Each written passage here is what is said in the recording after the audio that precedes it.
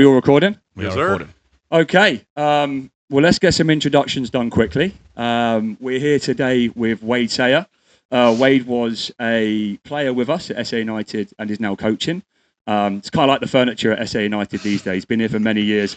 And we're trying something new with our co-host. He's back. Laurence O'Toole. Thanks for having me back. I was going to say the reaction from your podcast, there was so much that we had to bring you back, but the only reason you're here really is because Ivan bailed on us at the last minute. Yeah.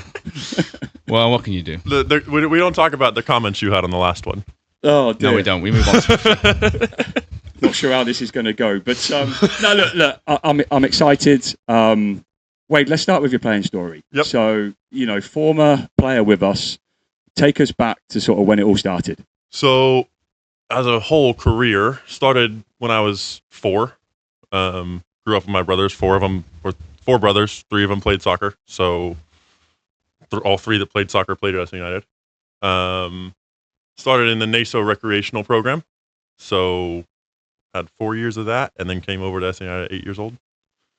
Started in the junior academy. Had multiple coaches in the junior academy, and then just kind of grew up from there. How did you get over to SA United from NASO? All of my brothers played here, and Okay. my mom, Rhonda, has always worked here since like 2009 or so. Yeah. So it was just kind of a no-brainer. Okay. Laurence, you coached Wade. I did.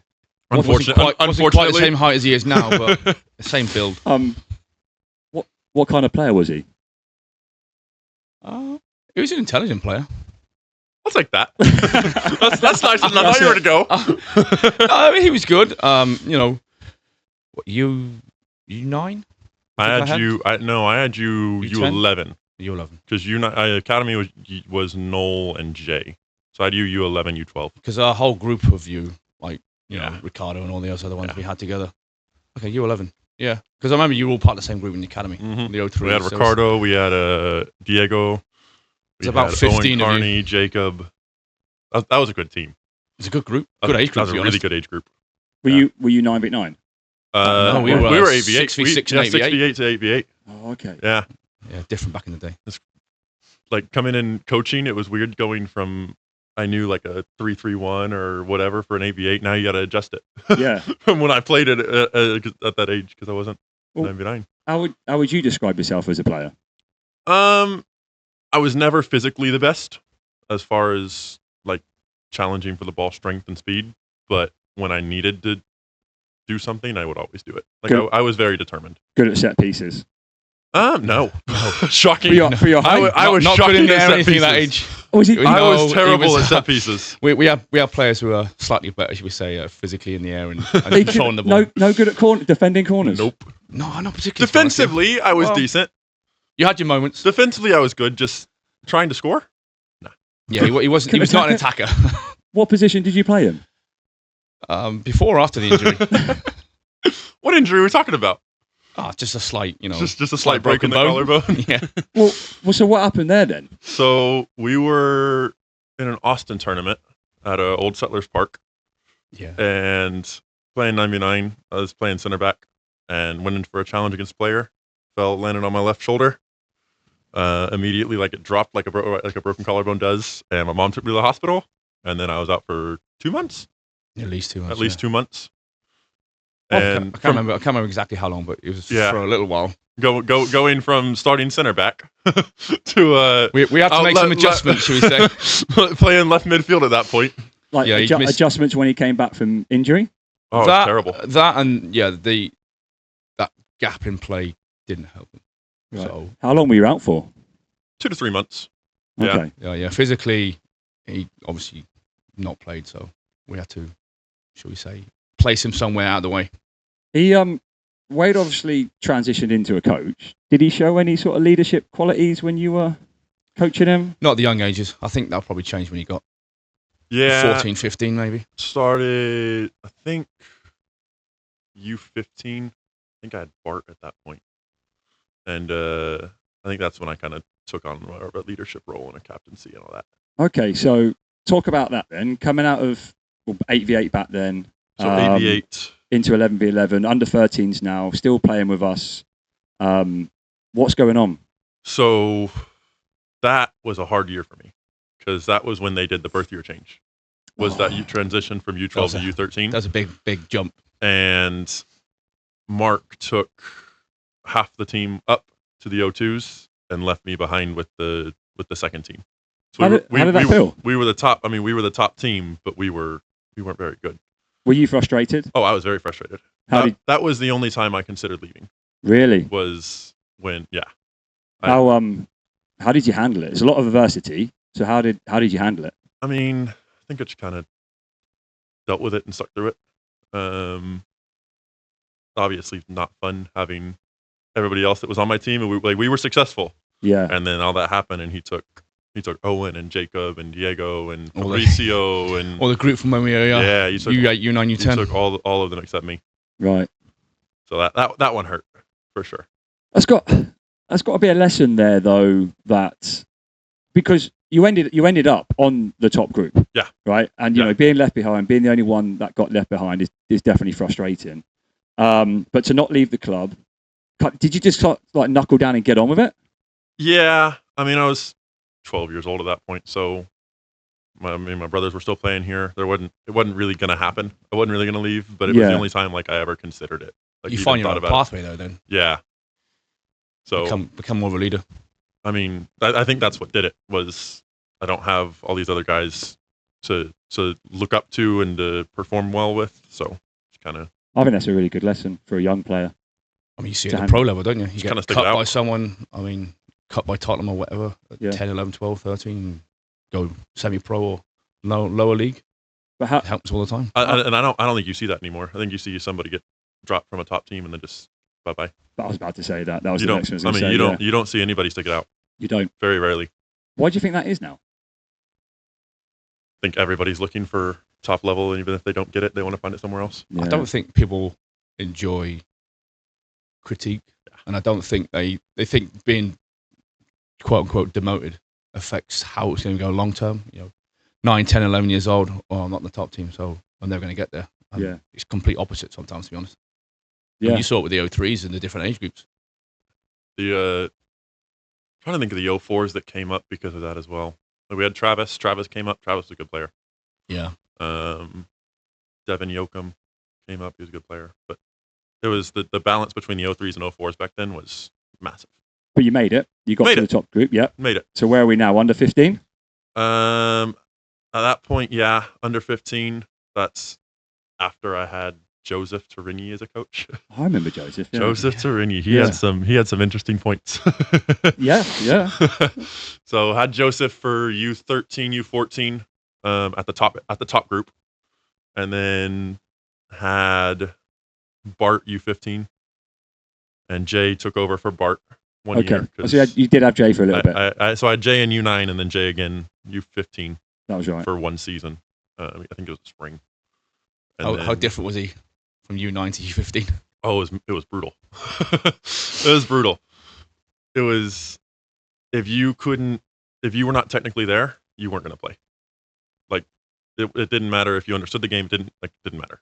If you were not technically there, you were going to see 5. Was he a lot about just technique? Yeah, a lot of it was technique. Yeah, but that shows then how you played into your kind of senior year, though.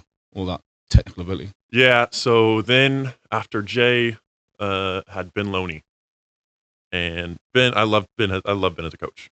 He was very, very technical. He taught me a lot as far as striking the ball and passing the ball and different things that I'd never been taught up to that point. Yeah. That now I'm introducing in my coaching. That's awesome. So I mean, I had him from U16 to U19. Okay. It was good. So when did you realize you wanted to start getting into coaching or be a coach? I didn't until you asked me.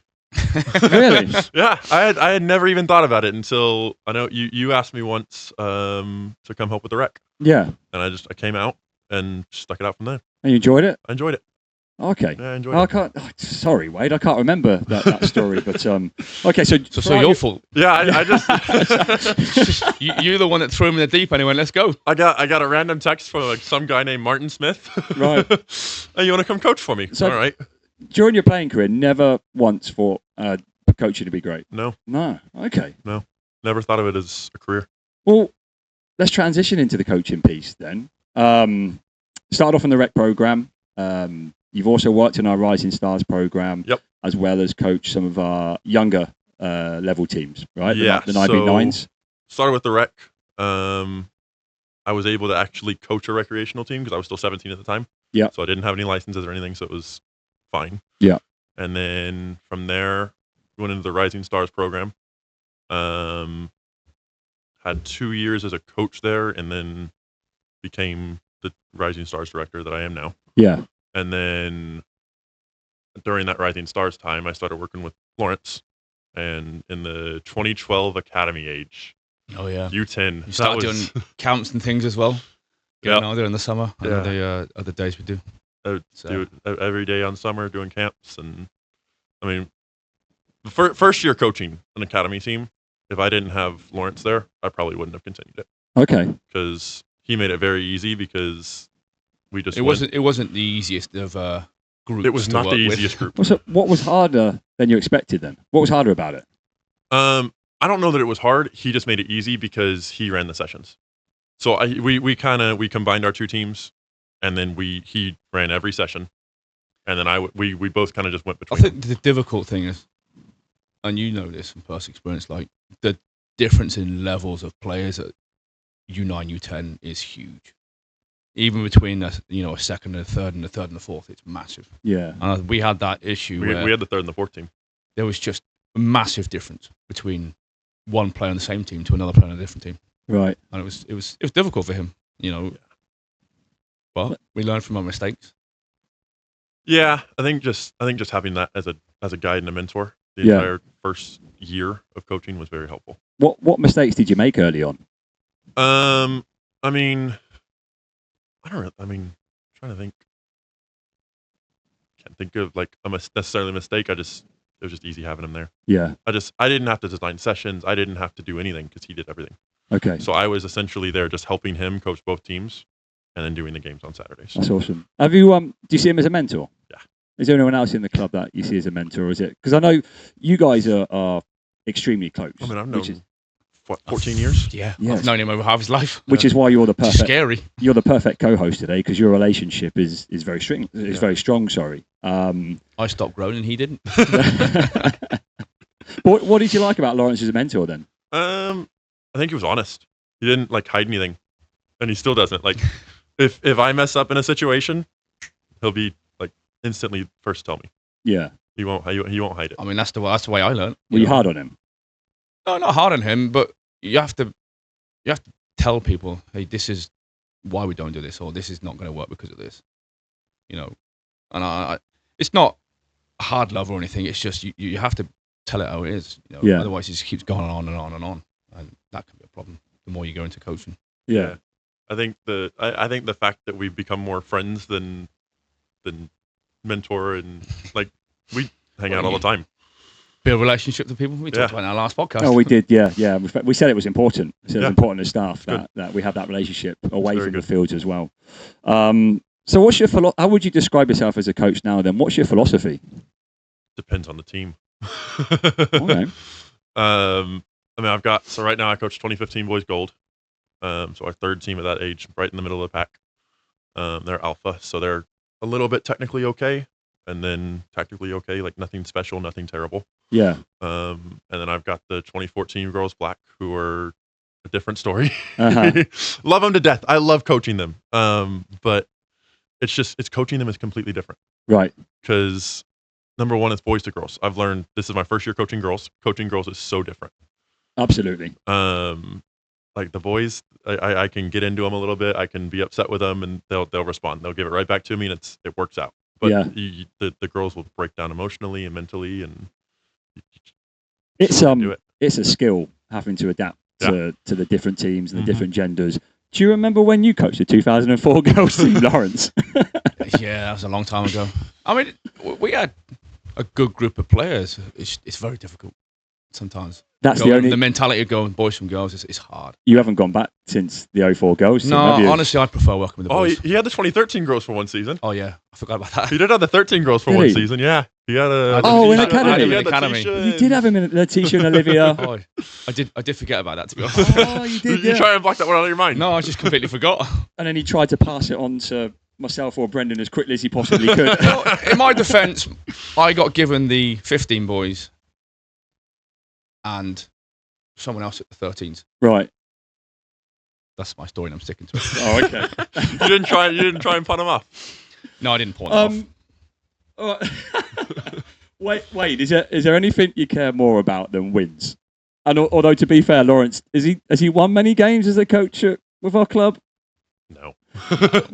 We're all struggling in our first year or so, right? Oh yeah, I'm kidding. Yeah, what do you care more about? I mean, look, we all love to win the game, right? We're all competitive, but is So, there I mean, anything that you care about more? I'll put it this way: my girls have lost every game. We haven't won a game. We tied one.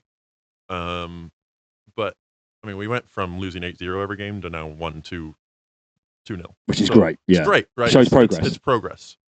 But the biggest thing to me is the joy in the relationships that I get to build with the players. Yeah, They're not gonna remember losing all these games. They're gonna remember, hey, this is what I got from this coach, and I enjoyed being with him, and yeah. all that good stuff. So for me, it's the relationship with the players. Well, we watched you at the tournament in December. Yeah, And that was a game. but they competed. They had fun. Like Yeah. what was it 1-0? It was 1-0. That was should have won that game. I think from we the start of the legitimately season should have to won where that you game. were now. I mean, you can see the girls are competing more and playing. And I've always built myself, and he knew this as me as a player. I'm very defensive. I'm a defensive person. Right. I'd rather lose 2-0 than 7-3.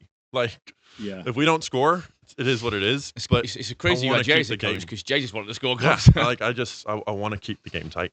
Yeah. And if we don't score, we don't score. But take Make- the lower keep- take the lower scores. Keep them organised, make Yeah. them competitive. Yeah.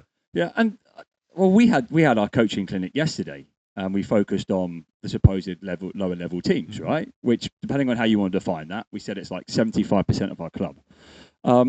But success isn't wins or losses. Working with them, it's their enjoyment, the energy that we bring. They keep Engagements. engagement. They keep showing up. Player attainment, right? When it comes to tryouts and picking the team next year, that's all key to success. That's all key to success at that age group. And yeah, that's awesome. That's awesome. So Okay. yeah, I mean, I would love for them to win a game. Don't get me wrong. It's coming. It's the one thing I want. I really like that game you talked, like the one in Shirts in December. We played Medina Valley. They beat us 3-0 in the season. And I finally, we were 0-0 at halftime. And I took my center back that I was playing, and Lily.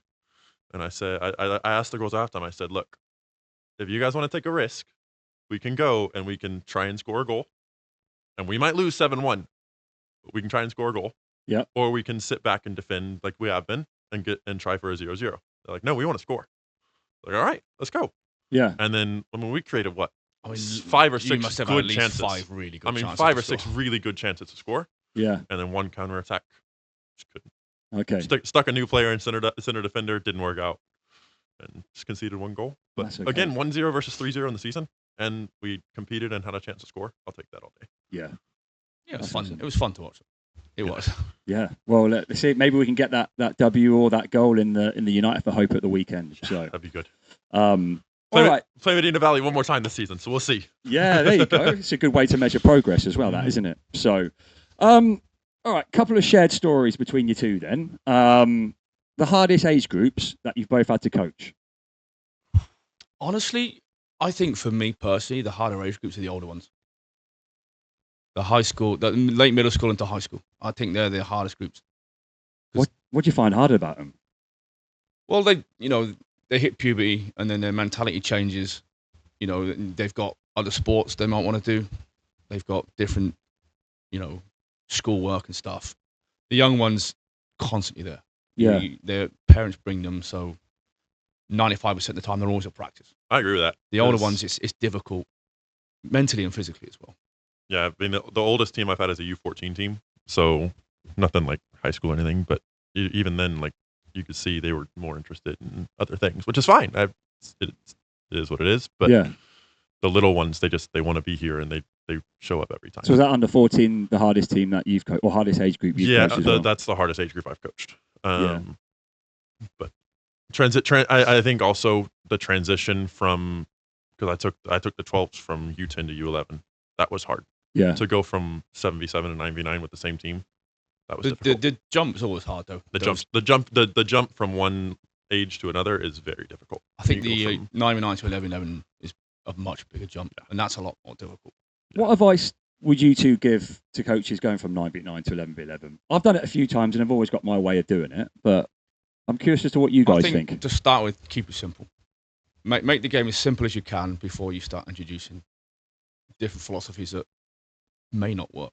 Yeah. Or that they may not understand. It takes a while for them to learn, especially if they're going from small field to large field. Yeah. I think sometimes we complicate things far too easily. I would say relate the game to the 9v9 as much as you can.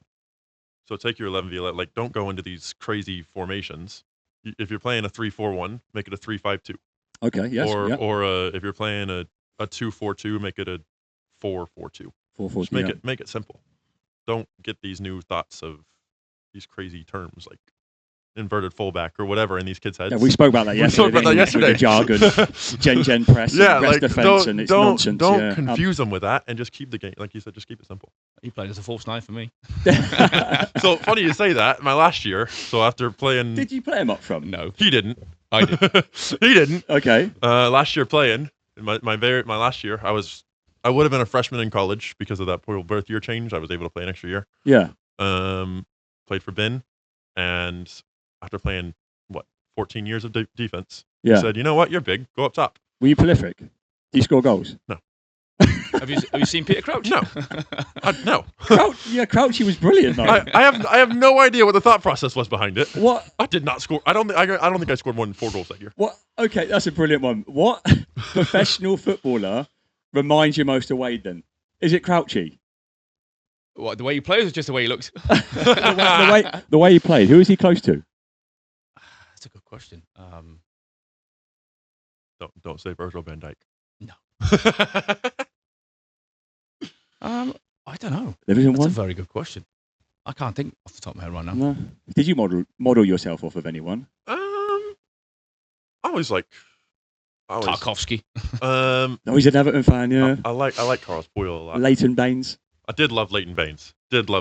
Everton. Yeah. Great. But no, like the likes of PK and Puyol and all them. I always like them. That's brilliant. What's your best moment as a coach? Does it involve Laurence? No. Was he there? It doesn't.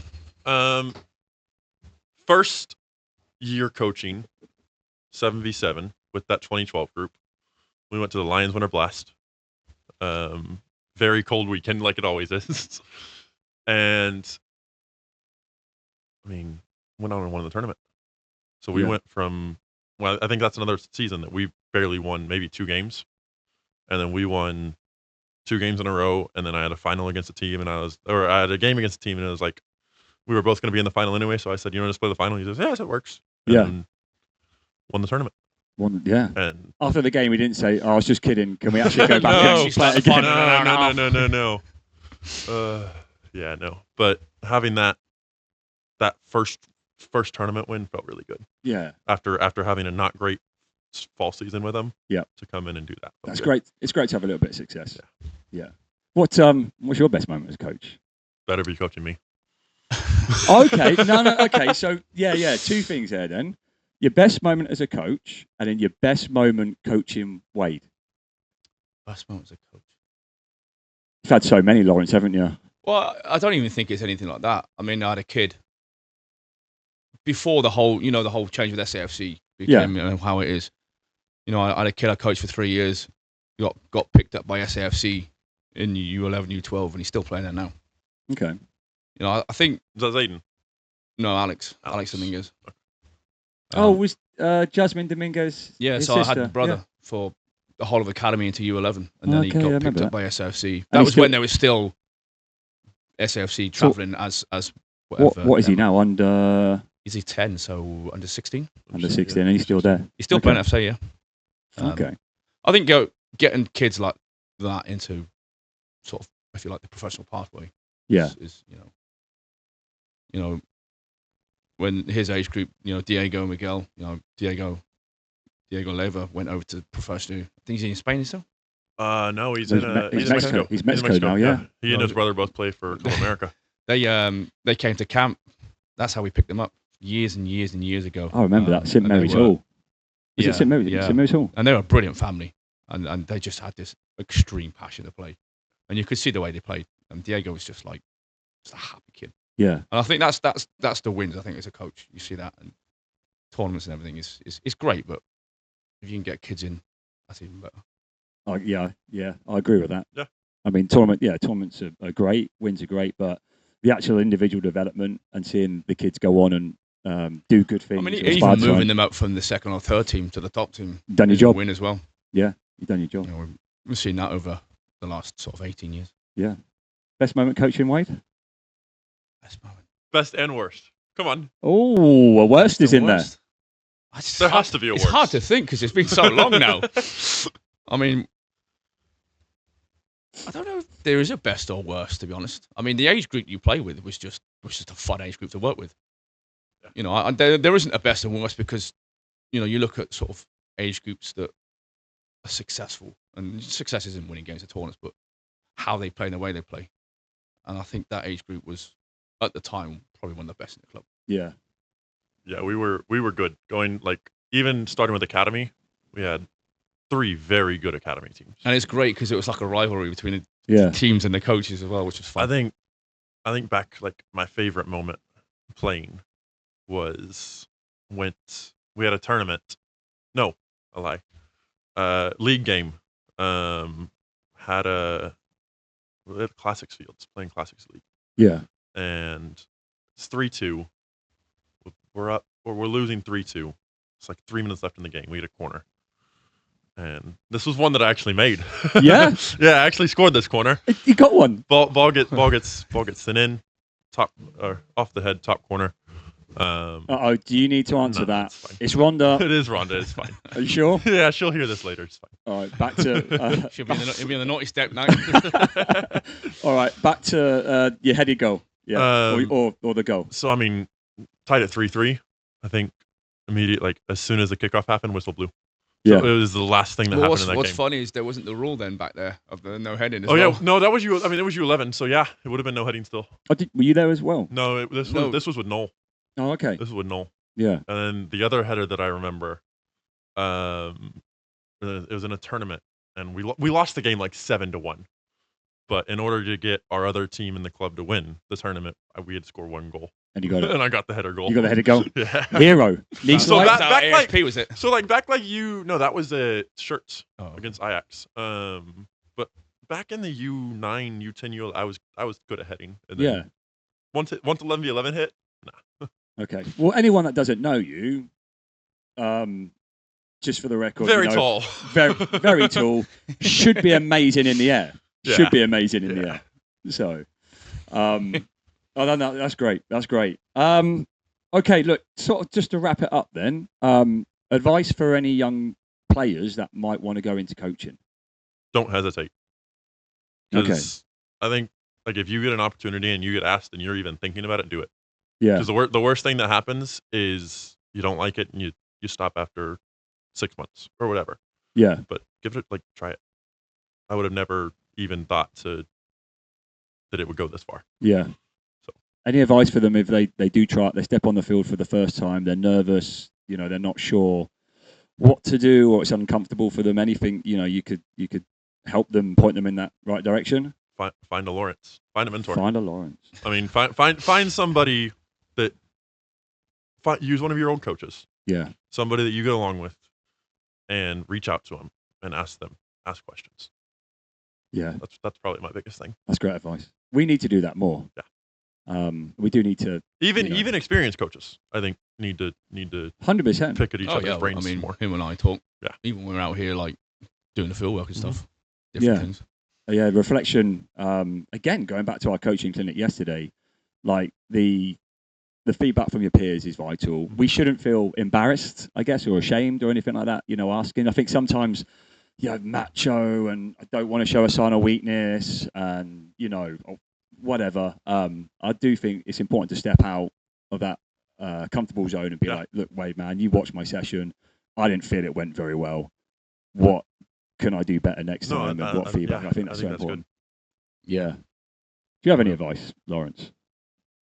For any young players that might want to do it? Because I think more and more players want to get into it. So, yeah, I mean, I think if you're going to do it, I think you've got to have a passion for it. I think you've got to really want to get into it. I mean, we talked last time.